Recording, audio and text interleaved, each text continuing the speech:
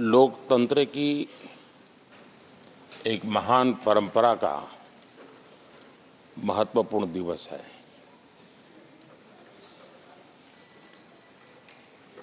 सत्रहवीं लोकसभा ने 5 वर्ष देश सेवा में जिस प्रकार से अनेकविध महत्वपूर्ण निर्णय किए, अनेक चुनौतियों को सबने अपने सामर्थ्य से देश को उचित दिशा देने का प्रयास, एक प्रकार से ही आज का दिवस हम सबकी उन 5 वर्ष की वैचारिक यात्रा का, राष्ट्र को समर्पित उस समय का,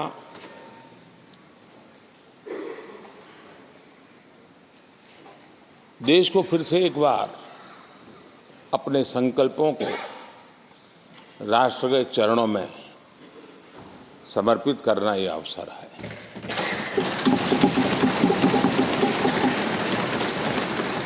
ये 5 वर्ष देश में रिफॉर्म, परफॉर्म एंड ट्रांसफॉर्म, ये बहुत रेयर होता है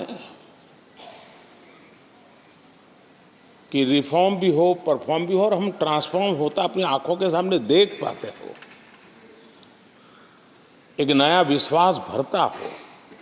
ये अपने आप में 17वीं लोकसभा से आज देश अनुभव कर रहा है और मुझे पक्का विश्वास है कि देश 17वीं लोकसभा को जरूर आशीर्वाद देता रहेगा।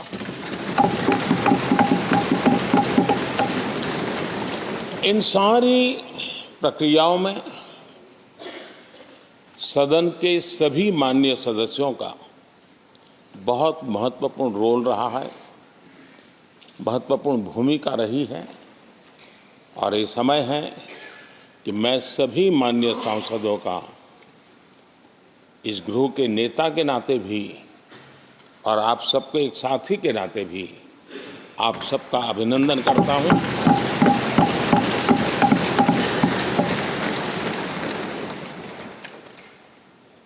विशेष रूप से आदरणीय अध्यक्ष जी, मैं आपके प्रति भी हृदय से बहुत बहुत आभार व्यक्त करता हूं।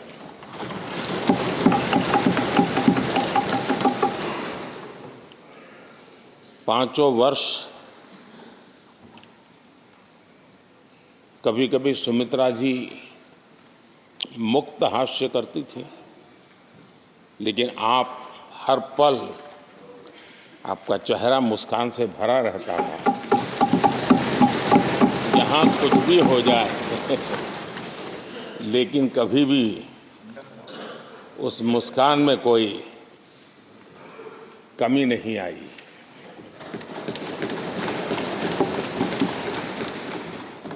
अनेकविध परिस्थितियों में आपने बहुत ही संतुलित भाव से और सच्चे अर्थ में निष्पक्ष भाव से इस सदन का मार्गदर्शन किया, सदन का नेतृत्व किया। मैं इसके लिए भी आपकी भूरी भूरी प्रशंसा करता हूं।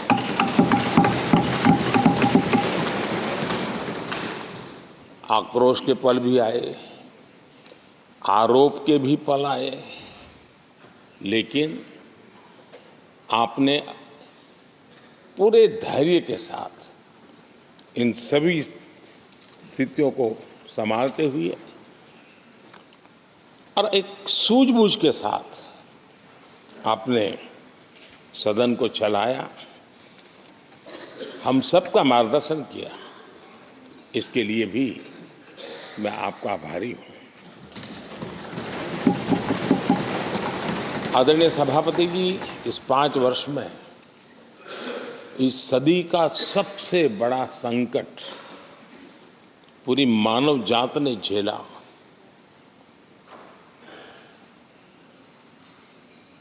कौन बचेगा, कौन बच पाएगा, कोई किसी को बचा सकता है कि नहीं बचा सकता, ऐसी वो अवस्था थी। ऐसे में सदन में आना, ये भी अपना घर छोड़ के निकलना, ये भी संकट का काल था। इसके बाद भी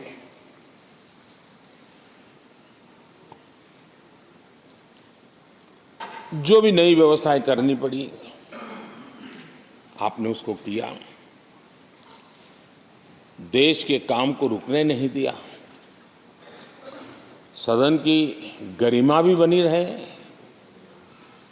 और देश के आवश्यक कामों को जो गति देनी चाहिए वो गति भी बनी रहे, और उस काम में सदन की जो भूमिका है वो रत्ती भर भी पीछे न रहे। इसको आपने बड़ी कुशलता के साथ संभाला और दुनिया के लिए एक उदाहरण के रूप में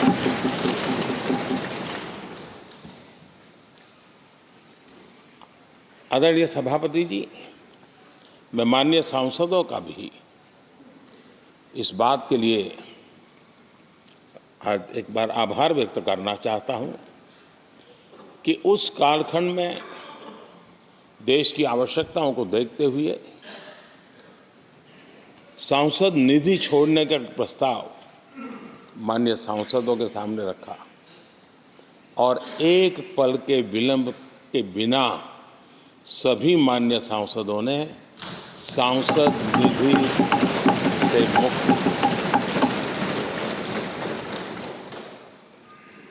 इतना ही नहीं, एक देशवासियों को पॉजिटिव मैसेज देने के लिए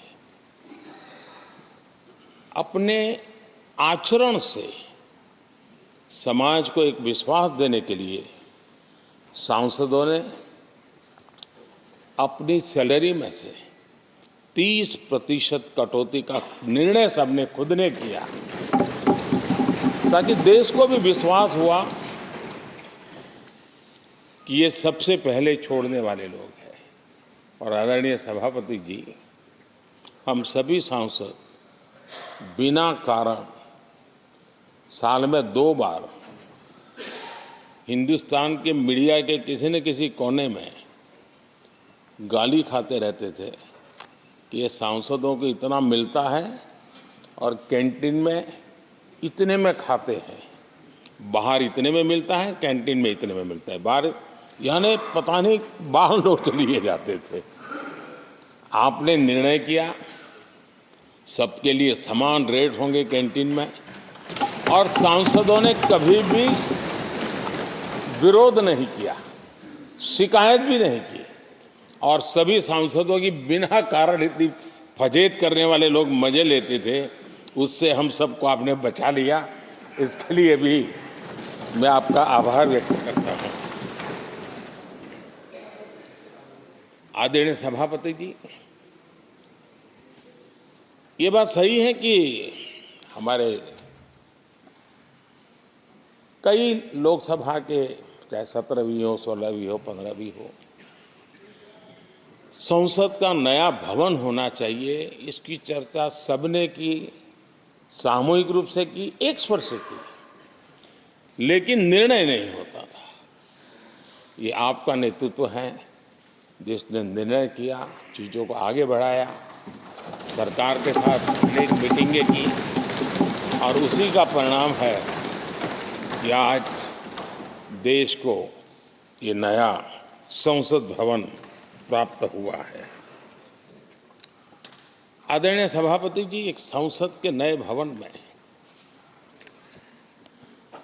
एक विरासत का अंश और जो आज़ादी की पहली पल थी उसको जीवंत रखने का हमेशा हमेशा हमारे मार्गदर्शक रूप में ये सेंगोल को यहाँ स्थापित करने का काम, और अब प्रतिवर्ष उसको सेरेमोनियल इवेंट के रूप में उसको हिस्सा बनाने का एक बहुत बड़ा काम आपके नेतृत्व में हुआ है, जो भारत की आने वाली पीढ़ियों को हमेशा हमेशा हमें आज़ादी के उस प्रथम पल के साथ जोड़ के रखेगा और आज़ादी की वो पल क्यों थी, हमें वो याद रहेगा तो देश को आगे ले जाने की वो प्रेरणा भी बनी रहेगी। उस पवित्र काम को आपने किया है। आदरणीय सभापति जी, ये भी सही है कि इस कालखंड में G20 की अध्यक्षता का भारत को मिली। भारत को बहुत सम्मान मिला। देश के हर राज्य ने अपने अपने तरीके से विश्व के सामने भारत का सामर्थ्य और अपने राज्य की पहचान बखूबी प्रस्तुत की, जिसका प्रभाव आज भी विश्व के मन पर है। उसके साथ आपके नेतृत्व में G20 की तरह P20 का जो सम्मेलन हुआ और विश्व के अनेक देशों के स्पीकर्स यहाँ आए और मदर ऑफ डेमोक्रेसी भारत किस महान परंपरा को लेकर के, किस डेमोक्रेटिक वैल्यूज को लेकर के सदियों से हम आगे बढ़े हैं। व्यवस्थाएं बदली होगी, लेकिन डेमोक्रेटिक मन भारत का हमेशा बना रहा है।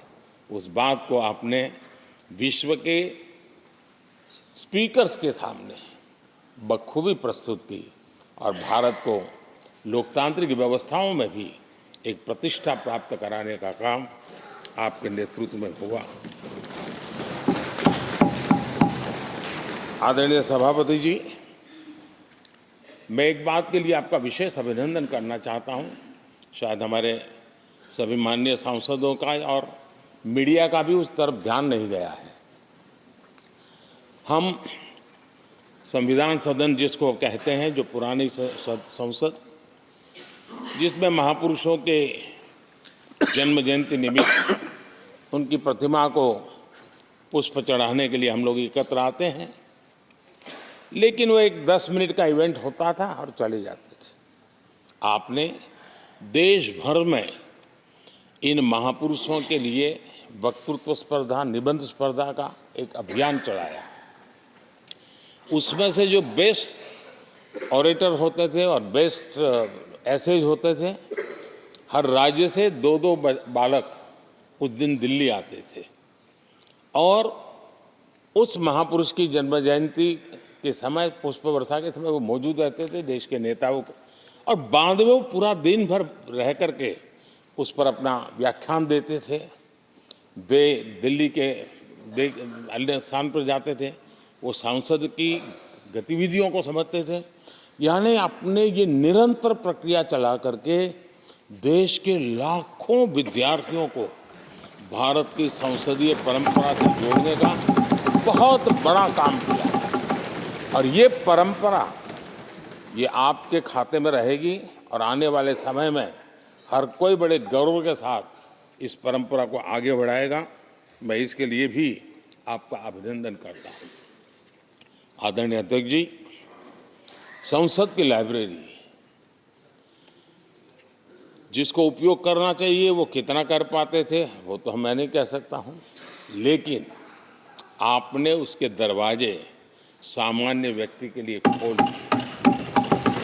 ज्ञान का ये खजाना, परंपराओं की विरासत, उसको आपने जन सामान्य के लिए खोल करके बहुत बड़ी सेवा की है। मैं इसके लिए भी आपका हृदय से अभिनंदन करता हूँ। पेपरलेस पार्लियामेंट, डिजिटलाइजेशन, आपने आधुनिक टेक्नोलॉजी हमारी व्यवस्था में कैसे बने। शुरू में कुछ साथियों को दिक्कत रही, लेकिन अब सब इसके आदी हो गए हैं। सब मैं देखता हूँ जब यहाँ बैठे हैं तो कुछ न कुछ करते रहते हैं। तो अपने आप में एक बहुत बड़ा काम आपने किया है। ये एक स्थायी व्यवस्थाएं आपने निर्माण की है। मैं इसके लिए आपका बहुत आभार व्यक्त करता हूँ। आदरणीय अध्यक्ष जी, आपकी कुशलता और माननीय सांसदों की जागरूकता, उन सबका संयुक्त प्रयास मैं कह सकता हूँ कि जिसके कारण 17वीं लोकसभा की प्रोडक्टिविटी करीब 97% रही है।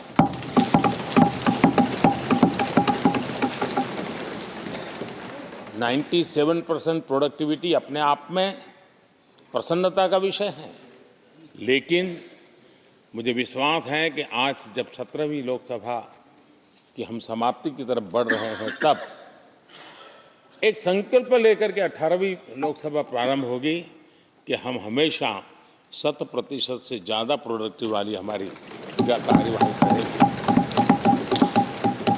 और उसमें भी 7 सत्र 100% से भी ज़्यादा प्रोडक्टिविटी वाले रहेंगे। ये भी, और मैंने देखा आपने रात रात बैठ करके भी हर सांसदों के मन की बात को आपने सरकार के ध्यान में लाने का भरपूर प्रयास किया। मैं इन सफलता के लिए सभी माननीय सांसदों का और सभी फ्लोर लीडर्स का भी हृदय से आभार और अभिनंदन व्यक्त करता हूं। पहले सत्र में, 17वीं लोकसभा के पहले सत्र में दोनों सदन ने 30 विधेयक पारित किए थे। ये अपने आप में रिकॉर्ड है।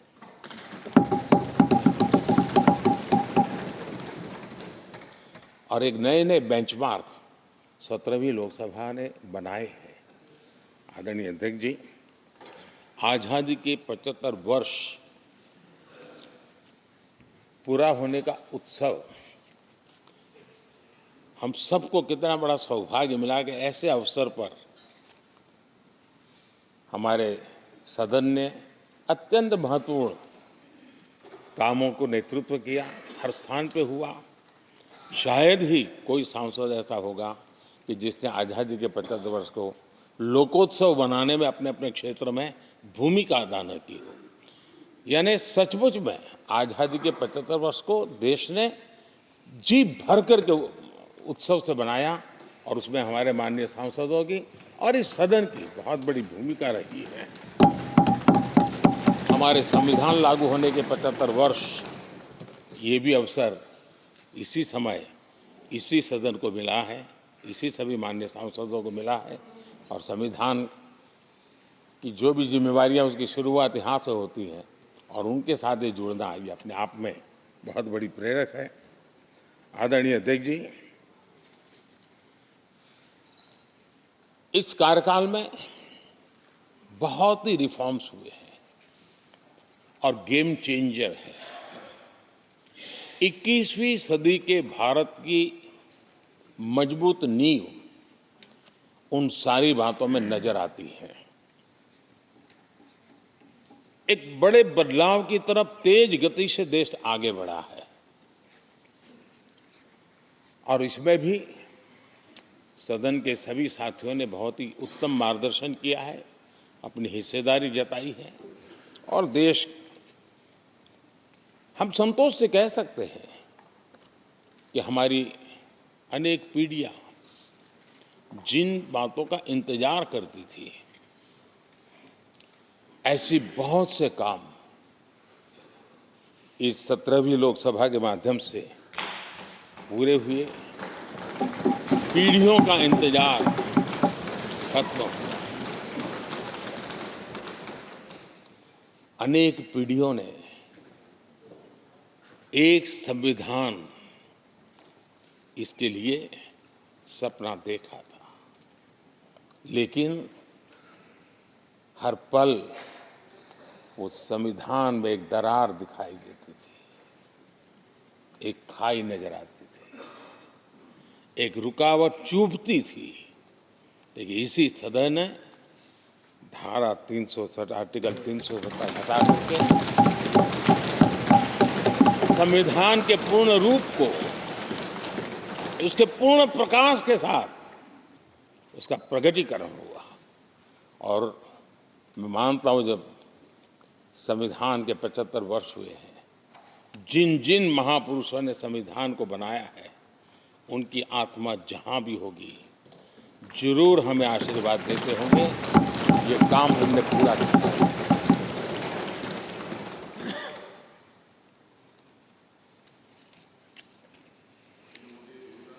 कश्मीर के भी, जम्मू कश्मीर के लोगों को सामाजिक न्याय से वंचित रखा गया था।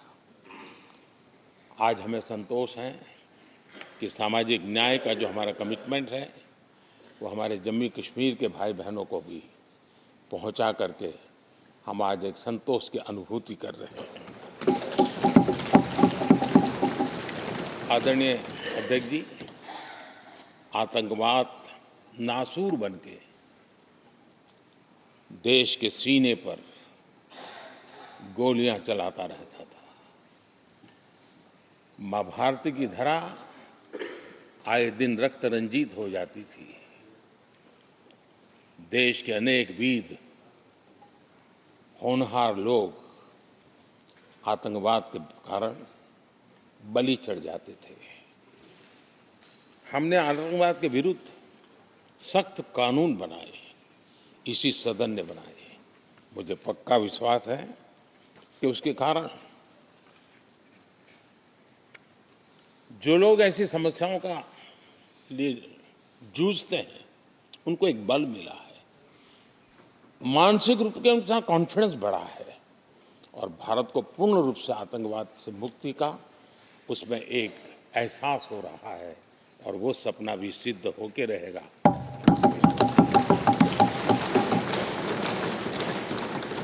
हम 75 साल तक अंग्रेजों की दी हुई दंड संहिता में जीते रहे। हम गर्व से कहेंगे, देश को, नई पीढ़ी को कहेंगे, आप अपने पोते पोती को कह सकेंगे गर्व से कि देश 75 साल भले दंड संहिता में जिया, लेकिन अब आने वाली पीढ़ी न्याय संहिता में जिएगी। और यही सच्चा लोकतंत्र है। आदरणीय अध्यक्ष जी, मैं आपका एक बात के लिए और अभिनंदन करना चाहूंगा कि नया सदन, इसकी भव्यता वगैरह तो है ही, लेकिन उसका प्रारंभ एक ऐसे काम से हुआ है जो भारत की मूलभूत मान्यताओं को बल देता है, और वो नारी शक्ति वंदन अधिनियम। जब भी इस नए सदन की चर्चा होगी तो नारी शक्ति वंदन अधिनियम, इसका जिक्र होकर के, यानी एक, और भले ही वो छोटा सत्र था लेकिन दूरगामी निर्णय करने वाला सत्र था। इस नए सदन की पवित्रता का एहसास उसी पल शुरू हो गया था जो हम लोगों को एक नई शक्ति देने वाला है, और उसी का परिणाम है कि आने वाले समय में जब बहुत बड़ी मात्रा में यहाँ हमारी माताएं बहनें बैठी होगी, देश गौरव की अनुभूति होगा।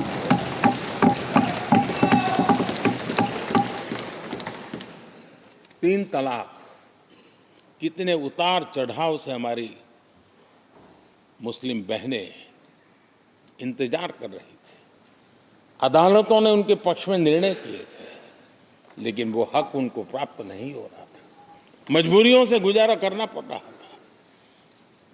कोई प्रकट रूप से कहें, कोई अप्रकट रूप से कहें, लेकिन 3 तलाक से मुक्ति का बहुत महत्वपूर्ण और नारी शक्ति के सम्मान का काम 17वीं लोकसभा ने किया है। सभी मान्य सांसद, उनके विचार कुछ भी रहे हो, उनका निर्णय कुछ भी रहा हो, लेकिन कभी न कभी तो कहेंगे कि हाँ, इन बेटियों को न्याय देने का काम भी करने के समय हम वहाँ मौजूद हैं। पीढ़ियों से होता यह न्याय हमने पूरा किया है और वो बहनें हमें आशीर्वाद दे रही है। आदरणीय अध्यक्ष जी, आने वाले 25 वर्ष हमारे देश के लिए बहुत महत्वपूर्ण है। राजनीति की गहमागहमी अपनी जगह पे है, राजनीतिक क्षेत्र के लोगों की अपनी आशा आकांक्षा अपनी जगह पे है, लेकिन देश की अपेक्षा, देश की आकांक्षा, देश का सपना, देश का संकल्प ये बन चुका है। 25 साल वो हैं जो देश इच्छित परिणाम प्राप्त करके रहेगा।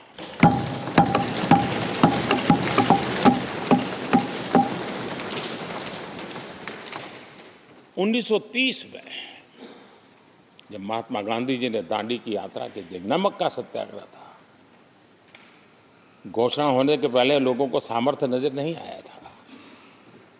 चाहे स्वदेशी आंदोलन हो, चाहे सत्याग्रह की परंपरा हो, चाहे नमक का सत्याग्रह हो, उस समय तो घटनाएं छोटी लगती थी, लेकिन 1947 वो 25 साल का कालखंड, उसने देश के अंदर वो जज्बा पैदा कर दिया था। हर व्यक्ति के दिल में वो जज्बा पैदा कर दिया था कि अब तो आज़ाद होकर रहना है। मैं आज देख रहा हूं कि देश में वो जज्बा पैदा हुआ है। हर गली मोहल्ले में हर बच्चे के मुंह से निकला है कि 25 साल में हम विकसित भारत बना के, इसलिए ये 25 साल मेरी देश की युवा शक्ति के अत्यंत महत्वपूर्ण कालखंड है। और हम में से कोई ऐसा नहीं होगा जो नहीं चाहता होगा कि 25 साल में देश विकसित भारत न बने। हर किसी का सपना है। कुछ लोगों ने सपने को संकल्प बना लिया है, कुछ लोग शायद संकल्प बनाते देर हो जाएगी, लेकिन जुड़ना हर एक को होगा। और जो जुड़ भी नहीं पाएंगे और जीवित होंगे तो फल तो जरूर खाएंगे। ये मेरा आदरणीय अध्यक्ष जी, ये 5 वर्ष युवाओं के लिए बहुत ही ऐतिहासिक कानून भी बने हैं। व्यवस्था में पारदर्शिता लाकर युवाओं को नए मौके दिए गए हैं। पेपर लीक जैसी समस्या जो हमारे युवाओं को चिंतित करती थी, हमने बहुत ही कठोर कानून बनाया है ताकि उनके मन में जो सवाल या निशान था और उनको व्यवस्था के प्रति उनका गुस्सा था, उसको एड्रेस करने का सभी माननीय सांसदों ने देश के युवाओं के मन के भाव को समझ करके बहुत ही महत्वपूर्ण निर्णय किया है। आदरणीय अध्यक्ष जी, ये बात सही है कि कोई भी मानव जात अनुसंधान के बिना आगे नहीं बढ़ सकती है। उसको नित्य परिवर्तन के लिए अनुसंधान अनिवार्य होते हैं। और मानव जात का लाखों साल का इतिहास गवाह है कि हर काल में अनुसंधान होते रहे हैं, जीवन बढ़ता चला गया है, जीवन का विस्तार होता गया है। इस सदन ने विधिवत रूप से कानूनी व्यवस्था खड़ी करके अनुसंधान को प्रोत्साहन देने का बहुत बड़ा काम किया है। नेशनल रिसर्च फाउंडेशन, ये कानून आमतौर पर रोजमर्रा की राजनीति की चर्चा का विषय बन नहीं पता, लेकिन इसके परिणाम बहुत दूरगामी होने वाले हैं। और इतना बड़ा महत्वपूर्ण काम ये 17वीं लोकसभा ने किया है।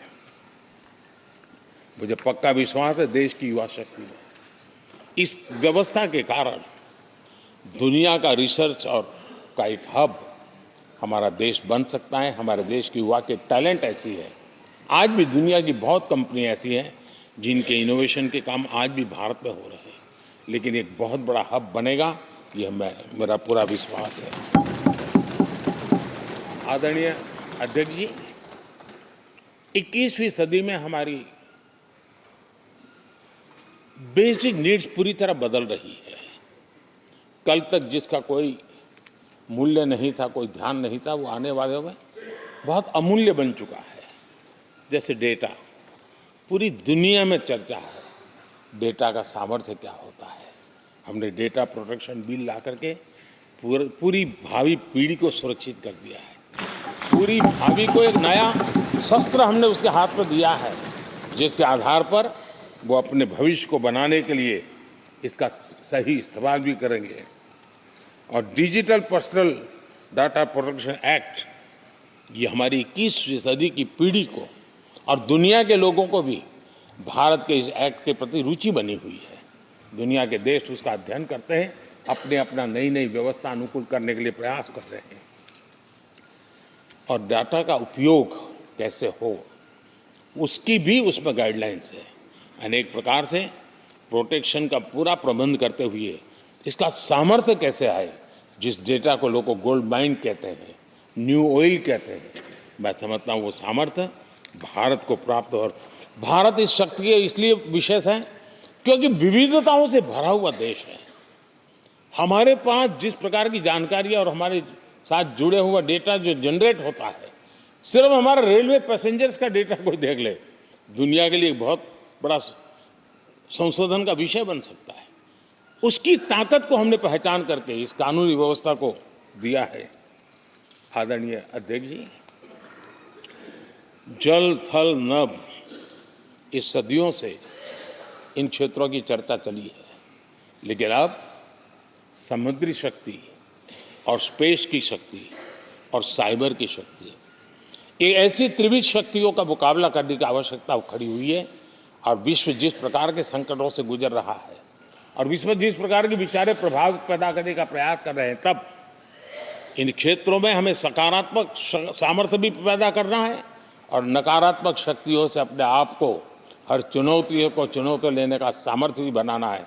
और उसके लिए आवश्यक स्पेस से जुड़े रिफॉर्म्स बहुत अनिवार्य थे और बहुत दूरगामी दृष्टि के साथ स्पेस के रिफॉर्म का काम हमारे यहाँ हुआ है।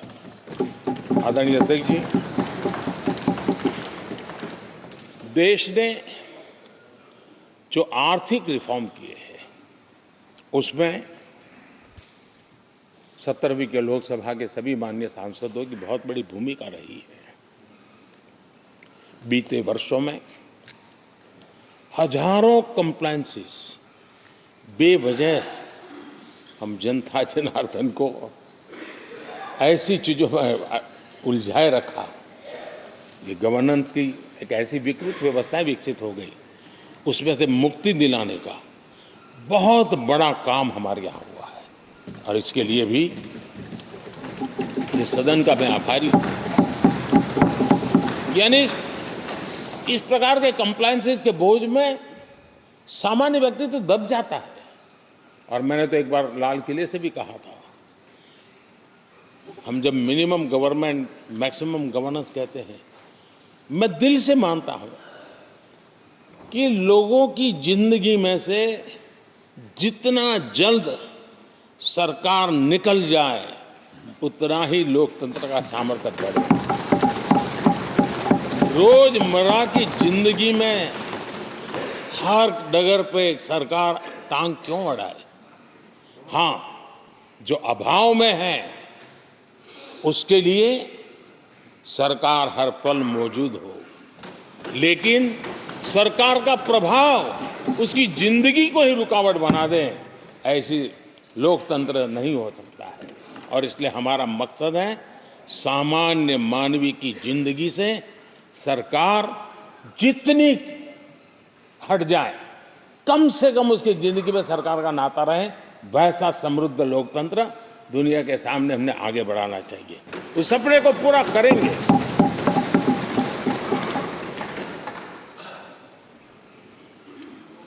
आदरणीय अध्यक्ष जी, companies act, limited liability partnership act, 60 से अधिक गैर जरूरी कानूनों को हमने हटाया है। ईज ऑफ डूइंग बिजनेस, इसके लिए ये बहुत बड़ी आवश्यकता थी, क्योंकि अब देश को आगे बढ़ना है तो बहुत सारी रुकावटों से बाहर आना पड़ेगा। हमारे कई कानून तो ऐसे थे, छोटी छोटे कारणों से जेल में भर दो बस। यहाँ तक कि फैक्ट्री है और उसके शौचालय को 6 महीने में एक बार अगर वाइट वॉश नहीं किया है तो उसके लिए जेल थी, वो कितनी बड़ी कंपनी का मालिक क्यों न हो। अब ये जो एक प्रकार की जो अपने आप को बड़े लेफ्ट लिबरल कहते हैं, उन लोगों की आइडियोलॉजी और देश में ये तुमारशाही का जमाना, उन सारों से मुक्ति दिलाने का हमें भरोसा होना चाहिए भाई, वो करेगा। आज लोगों के घरों में लिफ्ट होती है, वो सोसाइटी फ्लैट वाले लोग अपनी लिफ्ट रिपेयर करते ही है जी, हर चीज़ कर लेते हैं। तो ये जो समाज पर, नागरिक पर भरोसा करने का काम, बहुत तेजी से बढ़ाने का काम 17वीं लोकसभा ने किया है। और इसके लिए जन विश्वास एक्ट, मैं समझता हूँ 180 से ज़्यादा प्रावधान डीक्रिमिनलाइज करने का काम किया है। जो मैं कहा छोटी छोटी बात में जेल में डाल देना, ये डीक्रिमिनलाइज करके हमने नागरिक को ताकत दी है। वो इसी सदन ने किया है, यही माननीय सांसदों ने किया है। कोर्ट की चक्कर से जिंदगी बचाने के लिए बहुत महत्वपूर्ण काम, कोर्ट के बाहर विवादों से मुक्ति, उस दिशा में एक महत्वपूर्ण काम, मध्यस्थता का कानून, उस दिशा में भी इसी माननीय सांसदों ने बहुत बड़ी भूमिका अदा की। जो हमेशा हाशिए पर था, किनारे पर थे, जिनको कोई पूछता नहीं था, सरकार होने का उनको एहसास हुआ है। हाँ, सरकार है, हम है। जब कोविड में मुफ्त इंजेक्शन मिलता था ना, उसको भरोसा होता था, चलिए जान बच गई, सरकार होना का उसको एहसास होता था। और यही तो सामान्य मानवीय की जिंदगी में बहुत आवश्यक होता है। वो असहायता न अनुभव, अब क्या होगा, ये स्थिति पैदा नहीं होनी चाहिए। ट्रांसजेंडर समुदाय अपमानित महसूस करता था, और जब बार बार वो अपमानित होता था तो उसके अंदर भी विकृतियों की संभावनाएं बढ़ती रहती थी, और ऐसे विषयों से सब लोग दूर भागते थे। 17वीं लोकसभा के सभी माननीय सांसदों ने ट्रांसजेंडर्स के प्रति भी संवेदना जताई, और उनके जीवन में भी बेहतरीन जिंदगी बने। और आज दुनिया के अंदर जब भारत ने ट्रांसजेंडर के लिए किए हुए काम हैं, जो निर्णय किए हैं, इसकी चर्चा है दुनिया को बड़ा। जब हम कहते हैं ना, हमारे यहाँ इवन हमारे माता बहनों के लिए प्रेगनेंसी के लिए 26 वीक की डिलीवरी के समय की छुट्टी, दुनिया के समृद्ध देशों को भी आश्चर्य होता है। अच्छा, यानी ये प्रोग्रेसिव निर्णय यहीं पर हुए हैं, इसी 17वीं लोकसभा में हुए हैं। हमने ट्रांसजेंडर को एक पहचान दी है। अब तक करीब 16-17 हज़ार ट्रांसजेंडर को उनका आइडेंटिटी कार्ड दिया गया है, ताकि उनके जीवन को, और मैंने देखा अब तो मुद्रा योजना से पैसे लेकर के छोटा मोटा वो बिजनेस करने लगी है, वो कमाने लगी है।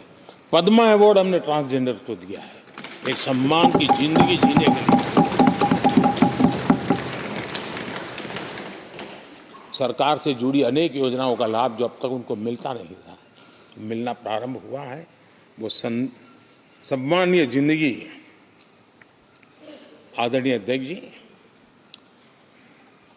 बहुत विकट काल में हमारा समय गया, क्योंकि 1.5-2 साल कोविड ने हमारे पर बहुत बड़ा दबाव डाला, लेकिन उसके बावजूद भी 17वीं लोकसभा देश के लिए बहुत उपकारक रही है, बहुत अच्छे काम किए हैं। लेकिन इस समय हमने कई साथियों को भी खो दिया है। हो सकता है अगर आज वो हमारे बीच होते तो आज इस विदाई समारोह में मौजूद होते, लेकिन बीच में ही कोविड के कारण हमें अपने बहुत होनहार साथियों को खोना पड़ा। उसका दुख हमेशा हमेशा हमारे रहेंगे। आदरणीय अध्यक्ष जी, 17वीं लोकसभा का अंतिम सत्र और अंतिम आवर ही समझ लीजिए है। लोकतंत्र और भारत की यात्रा अनंत है, अनेक, और ये देश किसी पर्पज के लिए है, उसका कोई लक्ष्य है, वो पूरी मानव जात के लिए। चाहे श्री अरविंदो ने देखा हो, चाहे स्वामी विवेकानंद जी ने देखा, लेकिन आज उन शब्दों में, उस विजन में सामर्थ्य था, वो हम आंखों के सामने देख पा रहे हैं। दुनिया जिस प्रकार से भारत के महात्म्य को स्वीकार कर रही है, भारत के सामर्थ्य को स्वीकारने लगी है, और उसको, उस यात्रा को हमें और शक्ति के साथ आगे बढ़ाना है। आदरणीय अध्यक्ष जी, चुनाव बहुत दूर नहीं है। कुछ लोगों को थोड़ी घबराहट रहती होगी, लेकिन ये लोकतंत्र का सहज आवश्यक पहलू है। हम सब उसको गर्व से स्वीकार करते हैं, और मुझे विश्वास है कि हमारे चुनाव भी देश की शान बढ़ाने वाले, लोकतंत्र की हमारी जो परंपरा है पूरे विश्व को अचंभित करने वाले अवश्य रहेंगे, ये मेरा पक्का विश्वास है।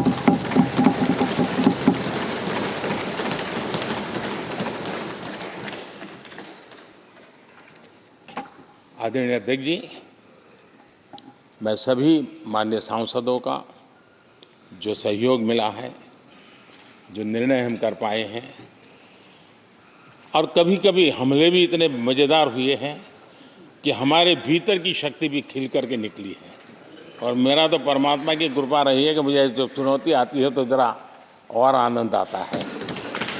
हर चुनौती को हम सामना कर पाए हैं, बड़े आत्मविश्वास और विश्वास के साथ हम चले हैं।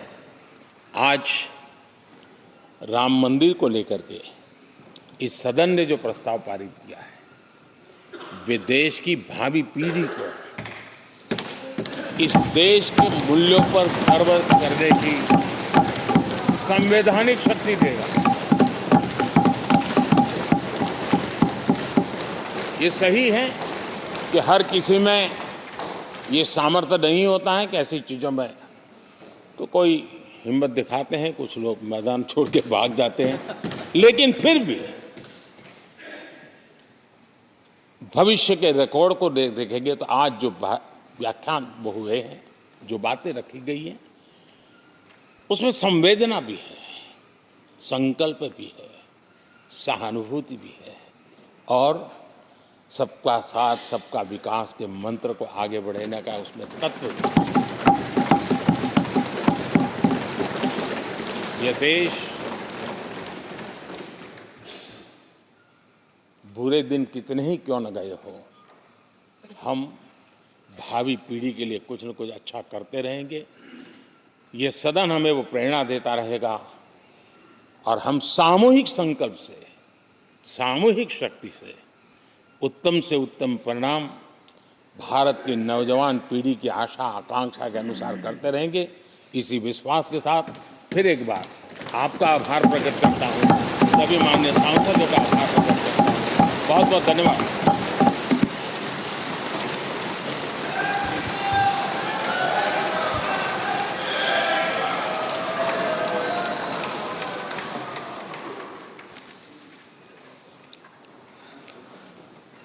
माननीय प्रधानमंत्री जी,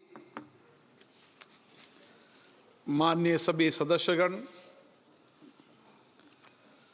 7वीं लोकसभा के इस सत्र के साथ लोकसभा का आज समापन हो रहा है।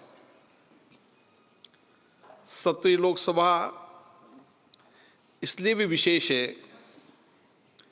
कि भारत के अमृत काल में हमने संसद के पुराने भवन और नए भवन दोनों भवनों में अपने संसदीय दायित्वों को निभाया।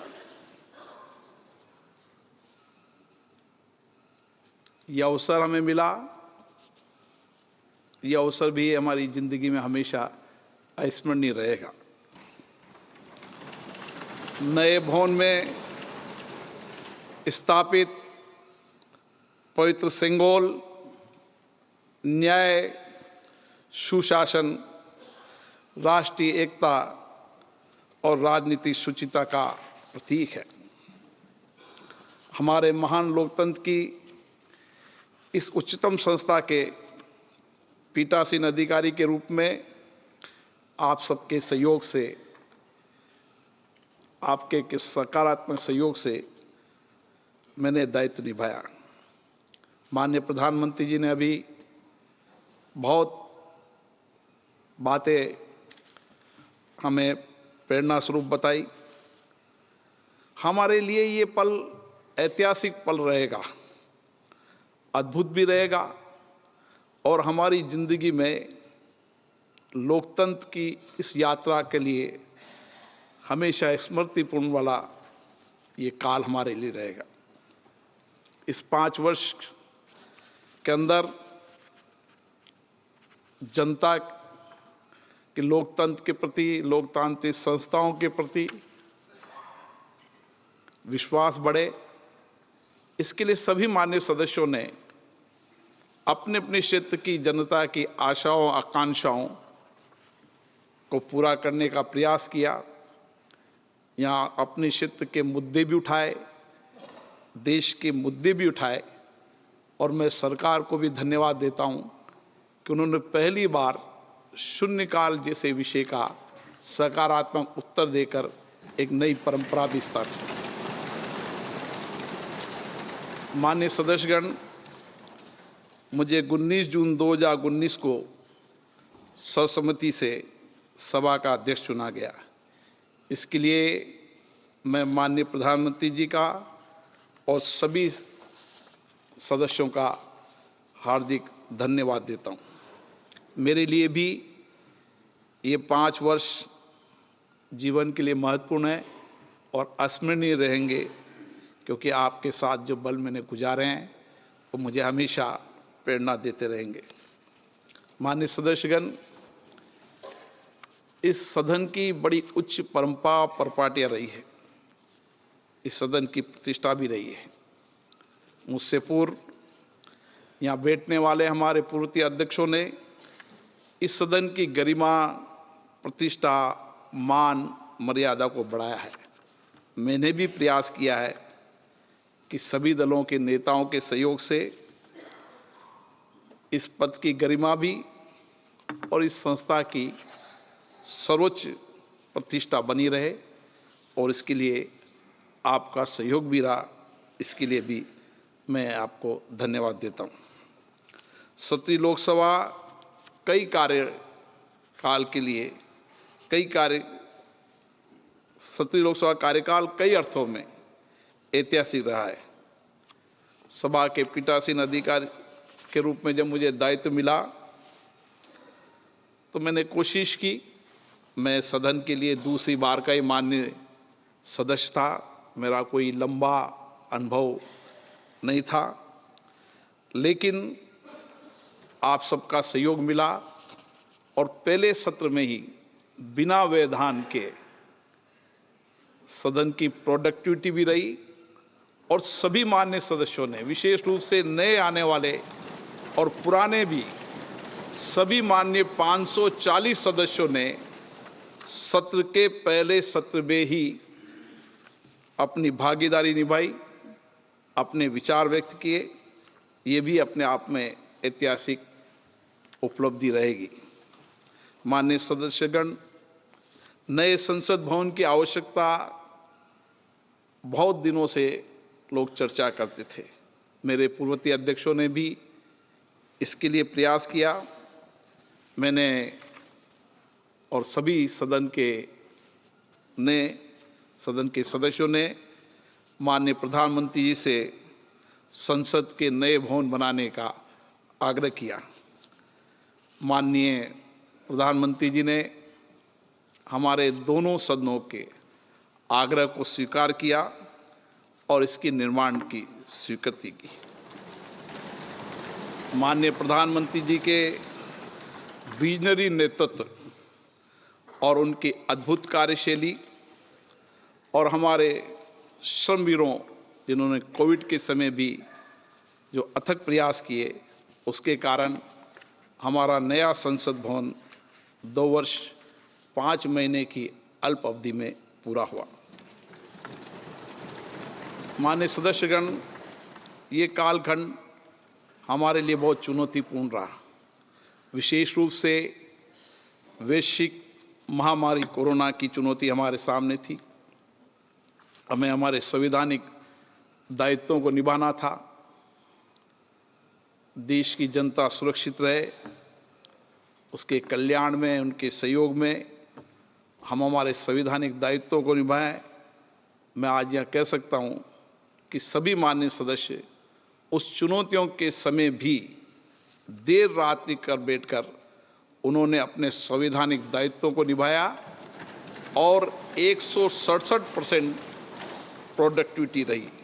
जैसा कि माननीय प्रधानमंत्री जी ने बताया कि कोरोना काल गंभीर था, लेकिन मैं प्रधानमंत्री जी को धन्यवाद देना चाहता हूं।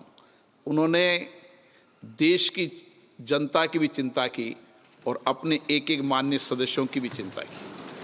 जब भी उन्हें कोई जानकारी मिल जाती थी वो व्यक्तिगत रूप से टेलीफोन करते थे और उनसे बात होने पर डॉक्टरों से चिंता व्यक्त करते थे। माननीय सदस्यगण, 17वीं लोकसभा का ये सत्र अपनी प्रोडक्टिविटी में भी ऐतिहासिक रहा।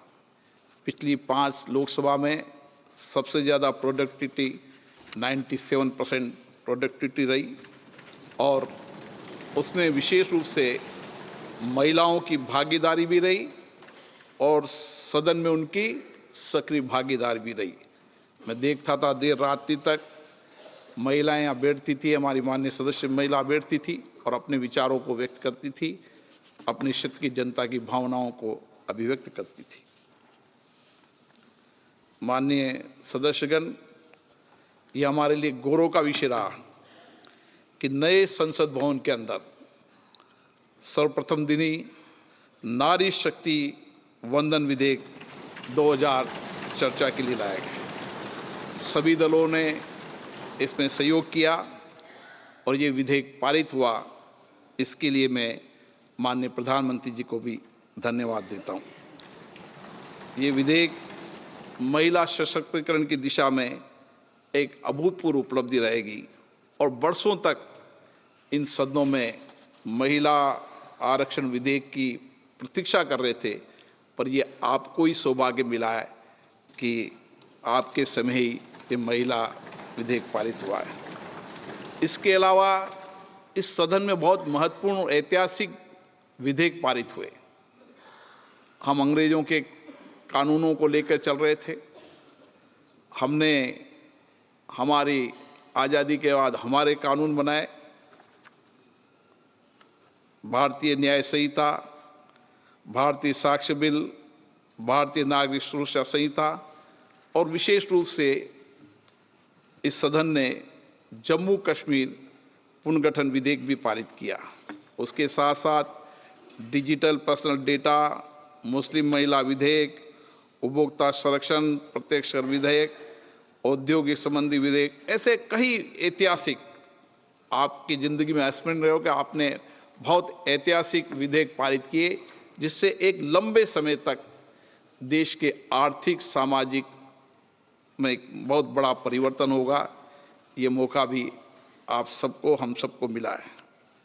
विगत 5 वर्षों में विशेष रूप से हमने भारतीय चिंतन को और भारतीय चिंतन की व्यवस्था को आगे बढ़ाने के लिए कानून पारित किए। इस सभा ने 5 वर्षों में बहुत अनुपयोगी कानून थे, उन कानून को रिफिल करने का काम भी इसी सभा ने किया। इस सभा ने 3 संविधान संशोधन विधेयक भी पारित किए। माननीय सदस्यगण, 17वीं लोकसभा का गठन 25 मई 2019 को किया गया था। इस सदन की पहली बैठक 17 जून 2019 को हुई थी। 17वीं लोकसभा में कुल मिलाकर 274 बैठकें हुई, जो 1354 घंटे तक चली।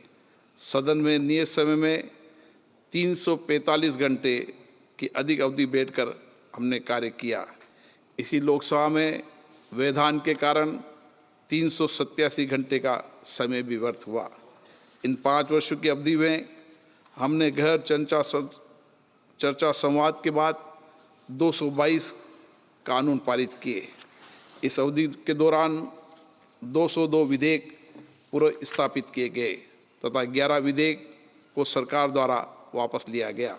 17वीं लोकसभा के दौरान 4663 तारांकित प्रश्न सूचीगत किए गए, जिसमें से 1116 प्रश्नों के मौखिक उत्तर दिए गए। इसी अवधि में 55,879 अतारांकित प्रश्न भी पूछे गए, जिनके लिखित उत्तर सदन में दिए गए। इसी लोकसभा में 2 अवसर ऐसे भी आए जब सूचीबद्ध सभी 20 प्रश्नों के उत्तर दिए गए। माननीय सदस्यगण, इस लोकसभा में 729 गैर सरकारी विधेयक सदन में प्रस्तुत किए गए।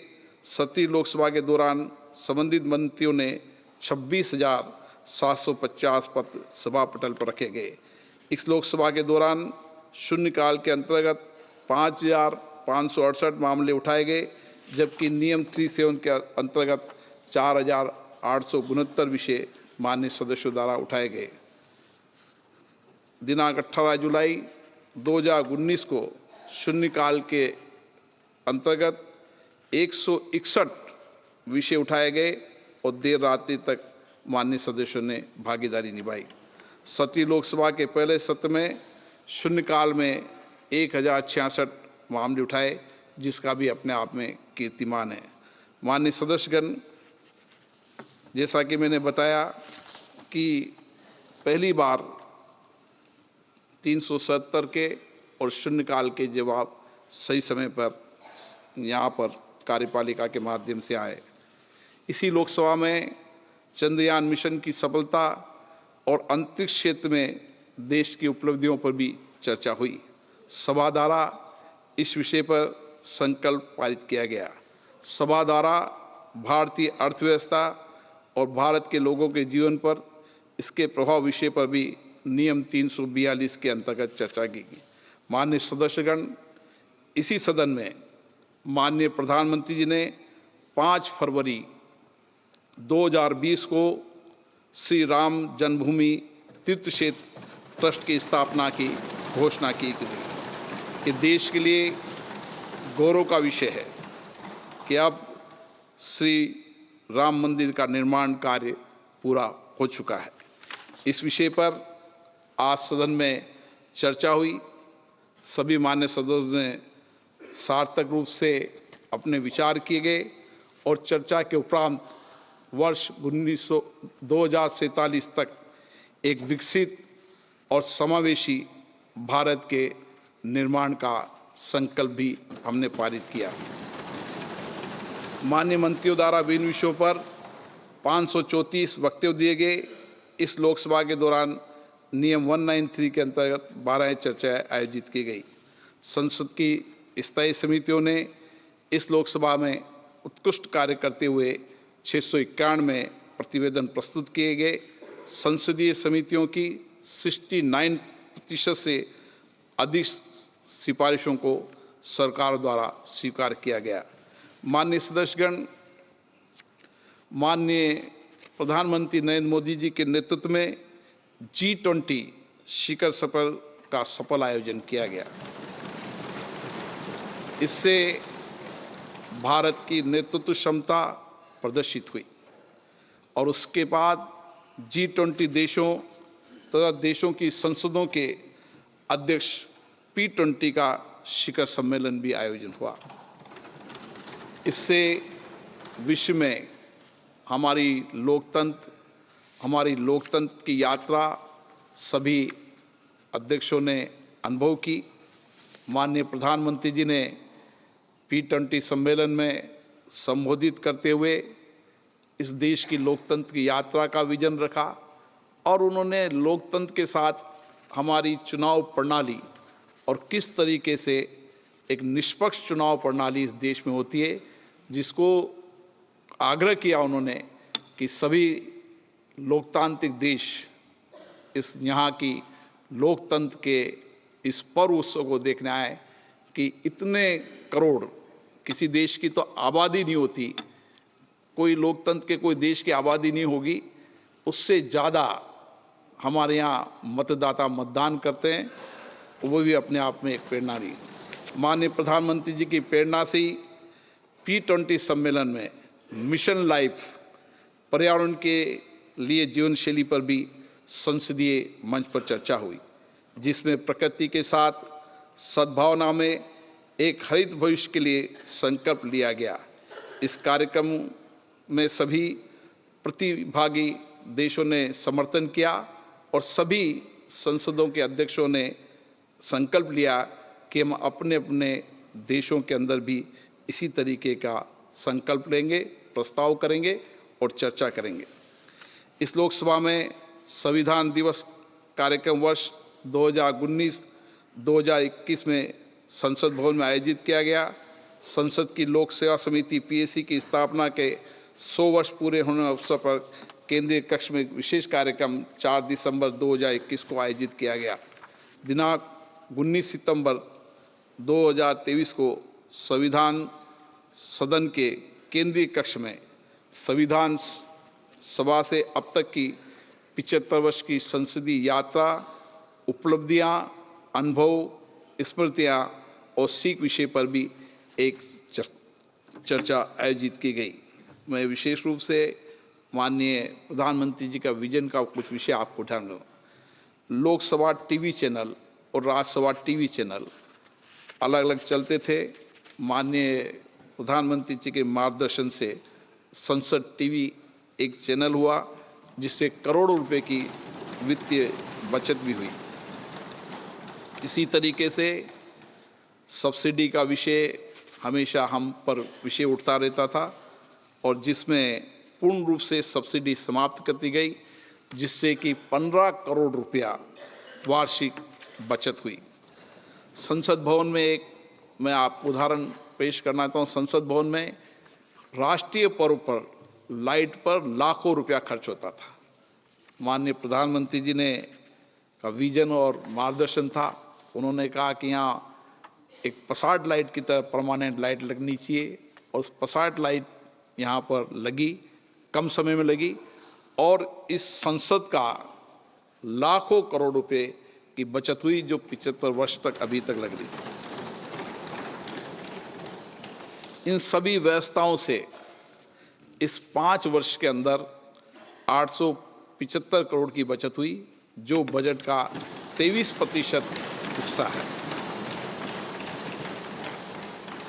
कोरोना के समय माननीय सांसदों ने पीएम केयर फंड में अपने फंड को दिया और अपनी सांसद निधि को भी छोड़ा।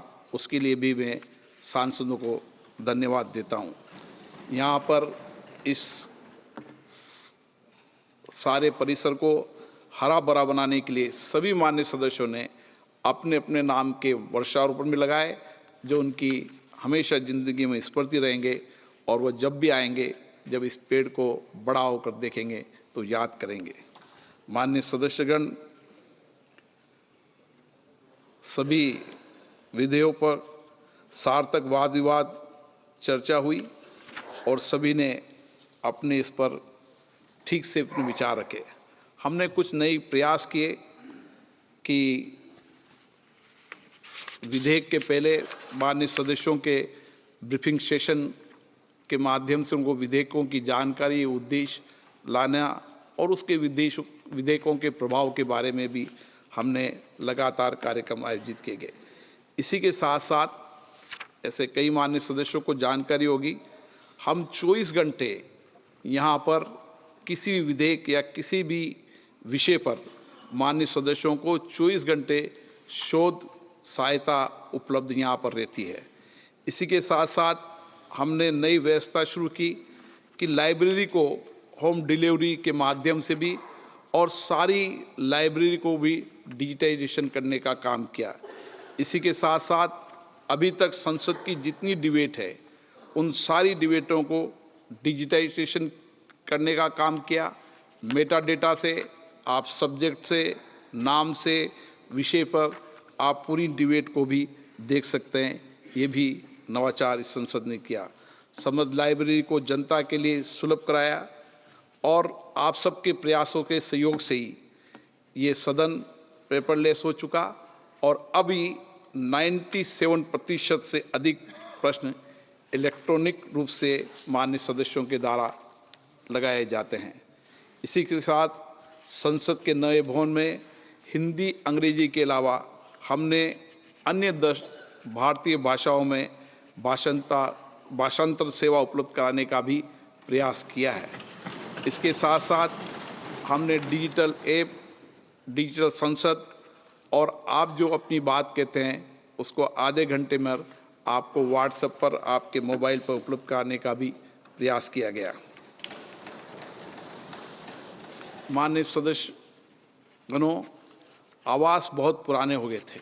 माननीय प्रधानमंत्री जी ने एक मार्गदर्शन दिया और अभी 112 नए आवास बनकर तैयार हो गए हैं और 184 आवास का निर्माण कार्य चल रहा है, ताकि जब हमारे माननीय सदस्य आए तो उनको नए आवास मिलें, इसका भी एक प्रयास किया गया।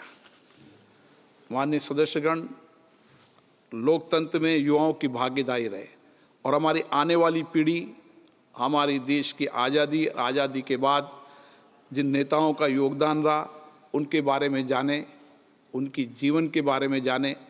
इसके लिए माननीय प्रधानमंत्री जी के मार्गदर्शन से एक कार्यक्रम आयोजित किया गया, जो हर महान विभूति के जो स्वतंत्रता सेनानी हैं उनके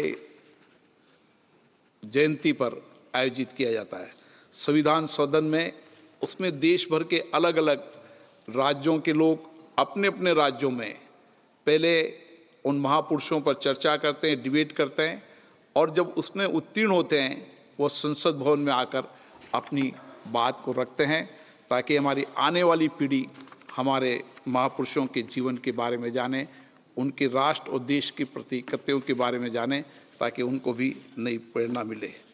माननीय सदस्यगण, लोकसभा के पीठासीन अधिकारी का दायित्व के नाते 6 पीठासीन अधिकारियों के सम्मेलन हुए और हमने प्रयास किया कि देश की सभी लोकतांत्रिक संस्थाओं में, विधानसभा हो चाहे लोकसभा हो, उसमें सदनों की प्रतिष्ठा बने, गरिमा बने, हमारे सदस्यों का आचरण व्यवहार ऐसा हो ताकि लोगों का और लोकतंत्र में और इन संस्थाओं के विश्वास भरोसा बढ़े।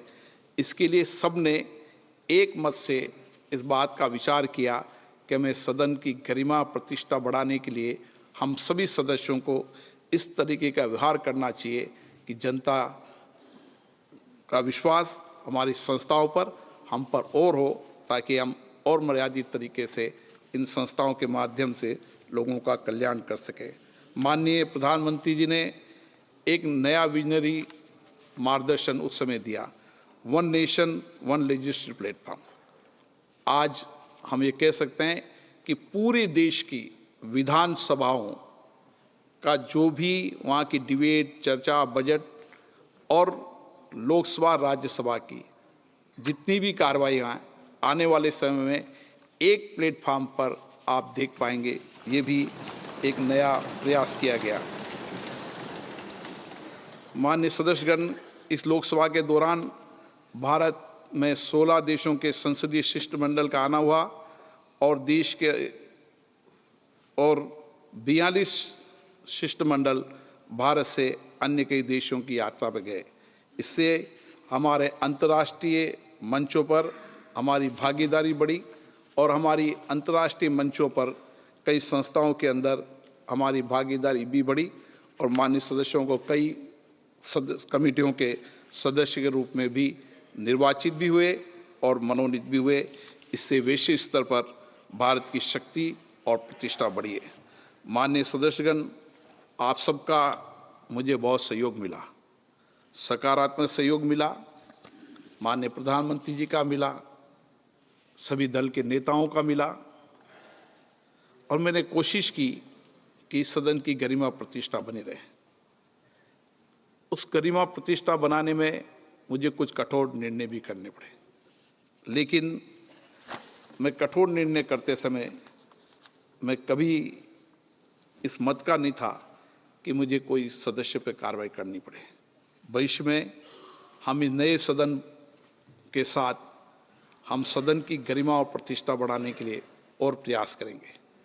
हमारी प्रोडक्टिविटी 97% नहीं, हमारी प्रोडक्टिविटी हमेशा 100% से ऊपर हो। हमारा आचरण हो, हमारा व्यवहार ऐसा हो। असहमति सहमति हमारी लोकतंत्र की ताकत है, ये होना भी चाहिए। विचारों पर अलग अलग विचारों अचल दल से लोग चुनकर आते हैं, लेकिन सदन की गरिमा बनी रहे, ये हमारी सामूहिक जिम्मेदारी भी है। और मैं आशा करता हूँ कि आने वाले समय में हम इसके लिए प्रयास करेंगे।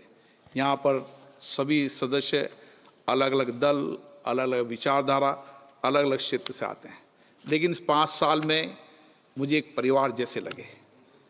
मुझे एक ऐसा परिवार लगा जो हमेशा मेरे जीवन में अविस्मरणीय रहेगा।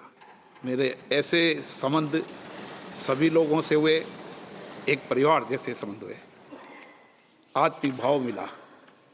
न पक्ष न विपक्ष, सब मेरे लिए सदस्य हैं। मैं कोशिश करूंगा कि सभी सदस्यों के मान सम्मान बनाने का हमने प्रयास किया है। अगर कुछ कटुता के निर्णय भी लेने पड़े तो वो सदन की गरिमा के लिए, सदन की प्रतिष्ठा के लिए लेने पड़े।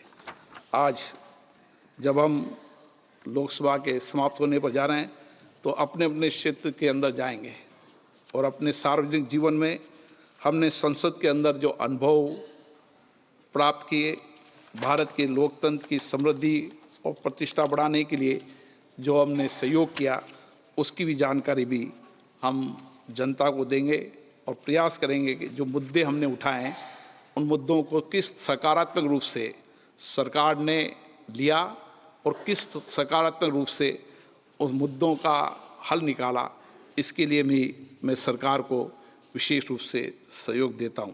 मैं माननीय उपराष्ट्रपति जी का भी धन्यवाद देता हूं, जिनका सकारात्मक सहयोग मुझे हमेशा मिलता रहा।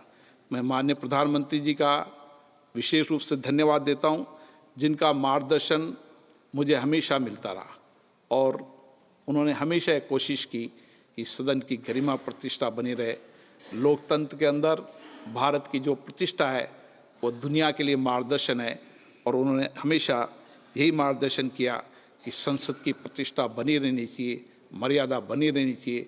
व्यक्ति आएंगे चले जाएंगे, लेकिन सदन और सदन की पीठ की मर्यादा बनाने के लिए उनका मार्गदर्शन मुझे हमेशा मिलता रहा। इसके लिए मैं प्रधानमंत्री जी का धन्यवाद देता हूं। मैं सभी चेयरपर्सन का बहुत बहुत धन्यवाद देता हूं, जो बहुत देर तक यहाँ बैठकर उन्होंने सदन की कार्रवाई को चलाया।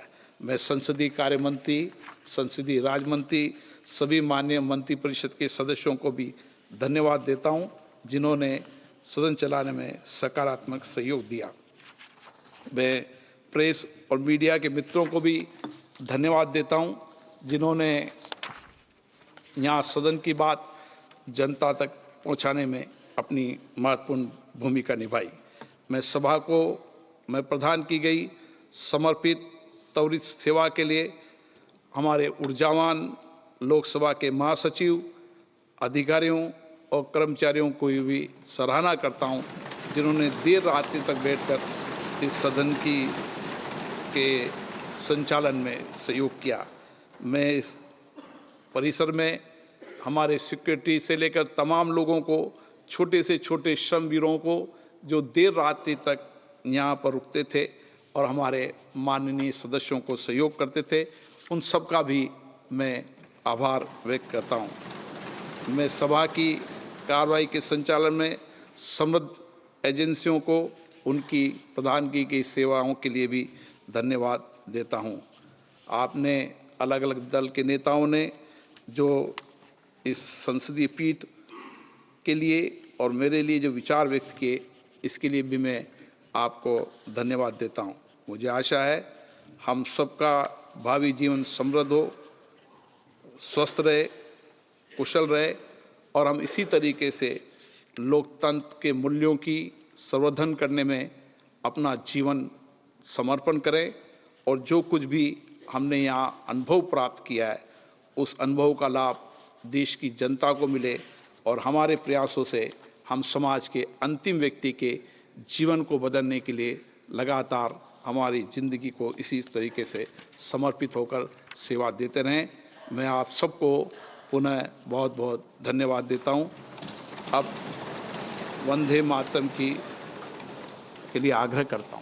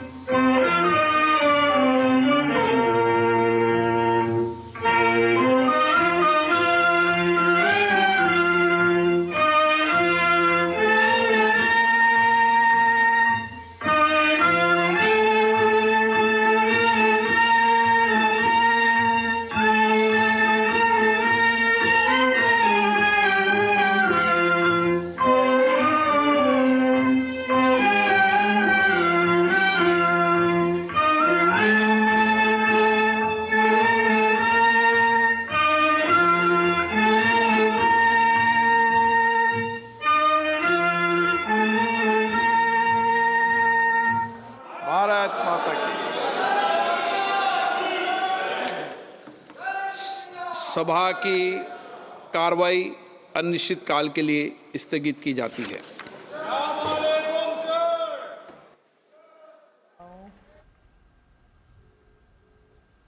हेलो, आवाज जा रही है?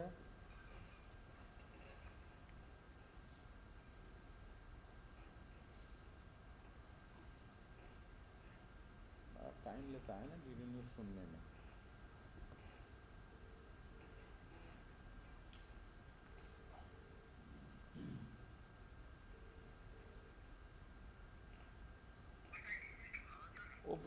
तो ये सीधी तस्वीरें आप देख रहे थे लोकसभा की कार्रवाई की, जहां पर 17वीं लोकसभा की कार्रवाई का आज अंतिम दिन था। हम जानते हैं बजट सत्र के लोकसभा की कार्रवाई के लिहाज से अंतिम दिन, तो ऐसे में 17वीं लोकसभा जो 5 वर्षों के लिए चुनी गई थी, उसकी कार्रवाई के लिहाज से एक बेहद ऐतिहासिक दिन